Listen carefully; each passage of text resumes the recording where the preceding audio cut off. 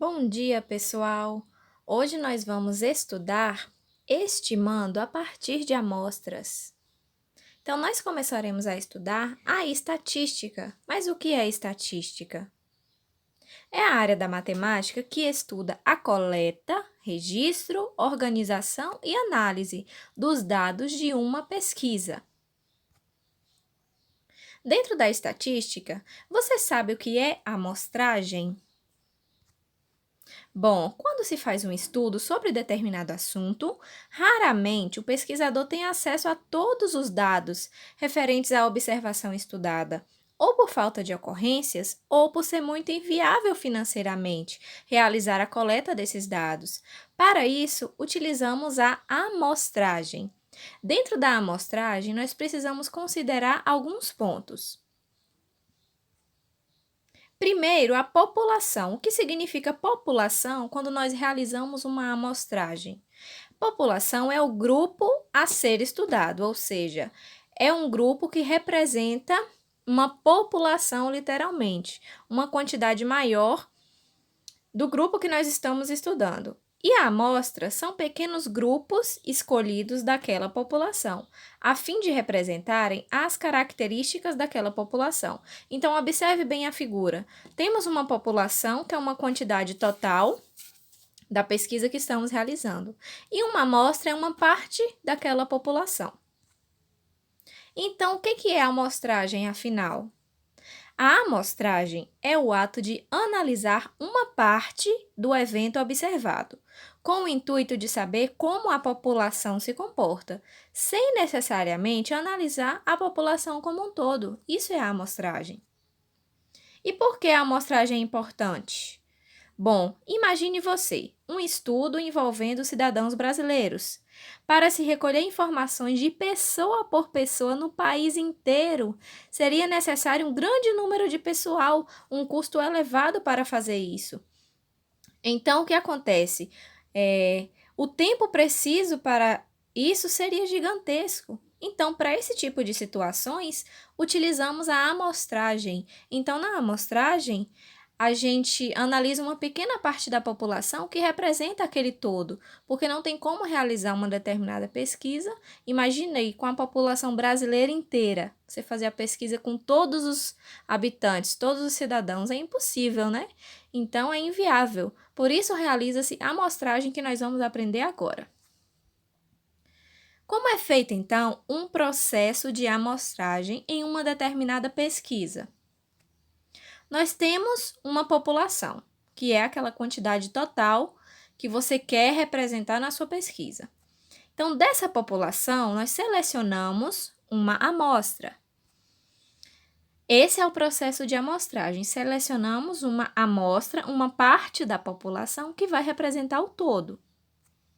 Nessa amostragem, são feitas análises estimativas com aquela amostra, com aquela parte da população. Ou seja, a pesquisa, a contagem, vai ser feito com aquela amostra. Os resultados dessas análises com a amostra serão conclusões que podemos tirar a respeito da população total. Então, esse processo de amostragem é muito importante em pesquisas estatísticas, onde não há condições de realizar aquela pesquisa, aquela contagem com a população completa. Então, você tira uma amostra dessa população, analisa aquela amostra e, diante dos seus resultados, você consegue tirar uma estimativa, uma conclusão a respeito da população toda, porque aquela amostra representa a sua pesquisa com a população completa. Essa é uma imagem que representa a amostragem. Então, a amostra representa a parte de uma população inteira. E, através da análise da amostra, a gente pode fazer uma inferência estatística, ou seja, tirar conclusões estimativas para a população completa analisando a amostra. Como selecionar a amostra? Esse é um passo muito importante. Para fazer uma amostragem, precisamos selecionar a amostra de forma certa, correta. Senão, a sua pesquisa não vai ter validade. Observe. O primeiro ponto para selecionar a amostra é selecionar amostras que fazem parte da população. Por exemplo, se você está fazendo uma pesquisa sobre doenças que vem com fumo, por exemplo, doenças em pessoas fumantes. A amostra que você vai selecionar vai ser uma quantidade de pessoas que fumam, né? Se você selecionar pessoas que não fumam, não vai fazer parte da sua população, da sua pesquisa. Então, você precisa selecionar amostras que fazem parte da população do seu objetivo. Não selecionar amostras tendenciosas. Por exemplo, se você está fazendo uma pesquisa eleitoral, uma pesquisa de preferências de candidatos políticos, você não pode selecionar uma amostra de pessoas que você já sabe que aquelas pessoas ali votam em determinado candidato. Então, a sua amostra seria tendenciosa. Você não pode fazer isso na seleção das amostras. O terceiro ponto é que você deve selecionar um tamanho de amostra considerável. Então, você não pode selecionar uma amostra muito pequena e também nem muito grande para que a sua pesquisa fique inviável. Então, tem que ter um tamanho considerável que represente aquela população total. Não pode ser muito pequena e também nem tão grande a ponto de inviabilizar a sua pesquisa. É importante que uma amostra seja escolhida de modo aleatório. Ou seja, dizemos que certo grupo de elementos de uma população é uma amostra aleatória se todos eles forem escolhidos completamente ao acaso. Então, quando você vai fazer uma pesquisa, uma análise estatística, você não pode selecionar a sua amostra de acordo com a sua preferência. Não.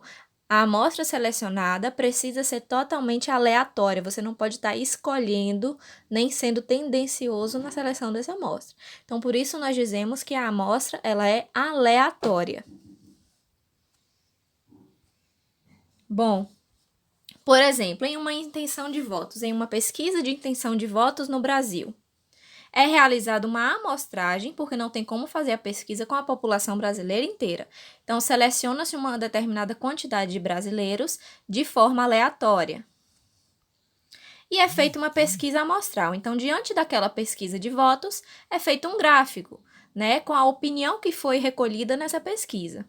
E aí a gente tem os candidatos A, B, C, D e E. A partir desse gráfico, podemos fazer uma estimativa, uma inferência, ou seja, tirar conclusões a respeito da população brasileira completa. E é assim que é feita as pesquisas eleitorais, que são mostradas nos jornais, né? Primeiro é feita uma amostragem com uma quantidade da população. Com esses resultados é feita uma estimativa da preferência do Brasil inteiro, porque não tem como realizar pesquisa no Brasil inteiro, certo? Então, a amostragem é um processo muito importante em pesquisas de intenção de votos, por exemplo. Vamos agora analisar alguns experimentos e amostras. Diante do que a gente viu, vamos lá.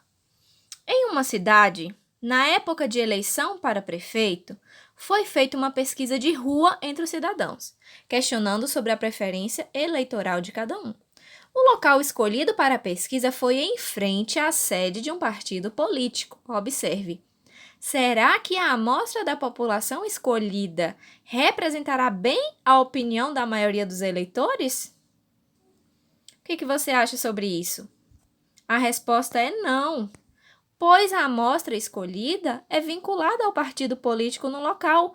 Essa escolha da amostra não foi aleatória, ela foi tendenciosa. O que vai dar no resultado dessa pesquisa? A maior intenção de votos vai ser para aquele candidato ali, onde está vendo a sede ali do partido político. Então, essa escolha não foi aleatória. Então, essa pesquisa não será satisfatória, não representará a população daquela cidade. Segundo exemplo, uma pesquisa estatística utilizando a amostragem pretende descobrir que percentual dos habitantes do Brasil são do sexo masculino. Nesse caso, como você descreveria a população da qual se deve tomar a amostra? Será que deveríamos incluir na amostra todos os habitantes do Brasil? Vamos ver. Bom, nesse caso, a amostra deve ser de um grupo menor de brasileiros que seja representativo de toda a população, não é isso? Para que essa amostra seja realmente representativa da população brasileira completa. E aí, com relação à quantidade da amostra, não pode ser uma quantidade muito pequena de brasileiros, porque não vai representar o total. O Brasil é muito grande, não é isso? A quantidade de gente é muito grande. Então, deve-se selecionar uma quantidade representativa do total dessa população. Temos aqui 2 pesquisadores que querem saber a resposta dos professores de ciências da cidade de Ribeirão das Antas sobre a questão: quem veio primeiro, o ovo ou a galinha? Observe o que eles fizeram. Enviaram questionários a todos os 1.200 professores de ciências da cidade. Só que, com base nos 10 questionários preenchidos que receberam de volta, eles afirmaram que 80% dos professores de ciências da cidade acreditam que a galinha veio primeiro. Será que essa conclusão pode ser justificada pelo levantamento que eles fizeram? Olha a dica. A quantidade de questionários que retornaram representa uma amostra aleatória do total de professores de ciências? Então, nós temos aqui, eram 1.200 professores no total. Então, a população era esses 1.200. A amostra que eles receberam de volta, os questionários preenchidos, foram apenas 10. E aí eles já afirmaram que 80% dos professores acreditavam de tal forma. Será que isso é verdade? Representa realmente a pesquisa? Olha só, os 10 questionários respondidos não serão representativos para expressar a opinião da população dos 1.200 professores de ciências. Então, temos que tomar cuidado com esse tipo de pesquisas. Nesse caso, essa pesquisa não é representativa do total de professores.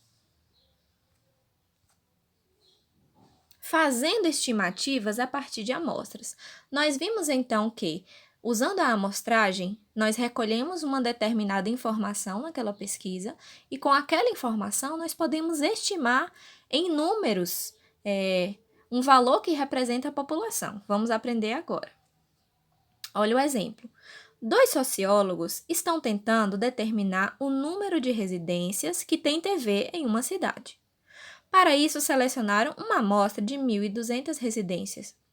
Destas, descobriram que 828 tinham TV. Sabendo que há aproximadamente 60.000 residências naquela cidade, como podemos estimar a quantidade de TVs na cidade toda?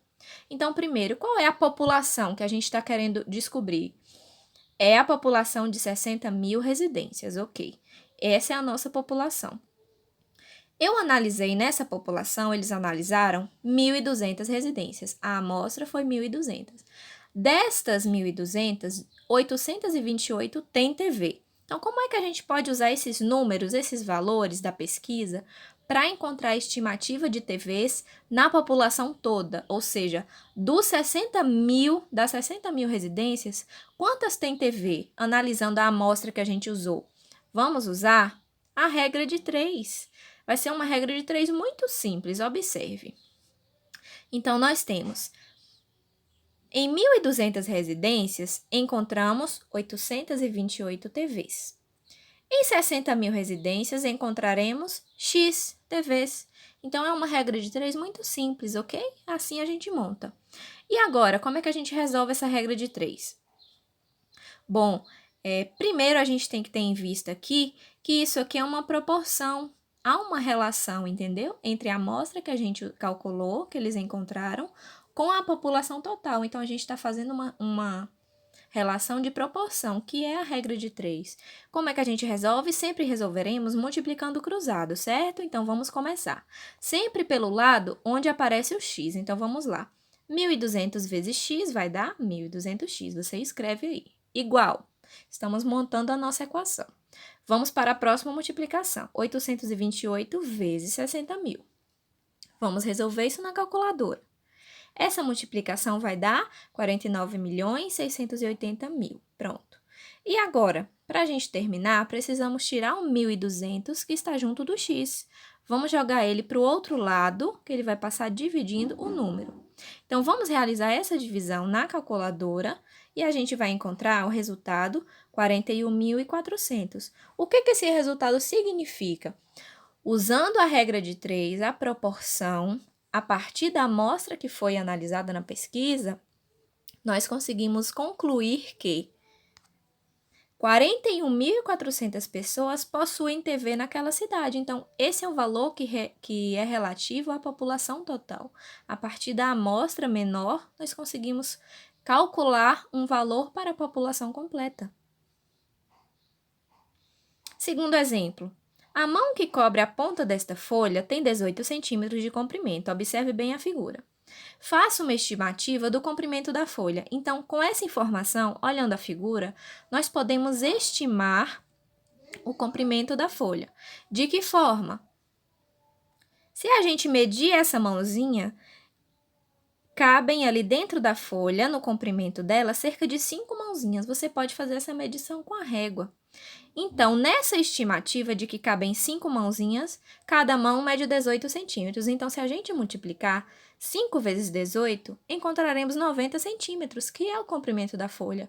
Então, a estimativa é útil também nesses casos de imagem, certo? Bom, pessoal, concluímos nosso conteúdo de hoje e a atividade estão nas páginas 197 a 199, certo? Faça os cálculos no seu caderno, se for necessário, porque muitas questões são questões de analisar aquela pesquisa, aquela amostragem e você tirar suas conclusões sobre isso, certo? Então, use respostas completas, certo? E, se necessário, faça os cálculos no caderno. Bom, enviem para o portal até o dia 11/11, na quarta-feira. Um beijo para vocês e um abraço bem apertado. Estou com saudades. Até a próxima aula!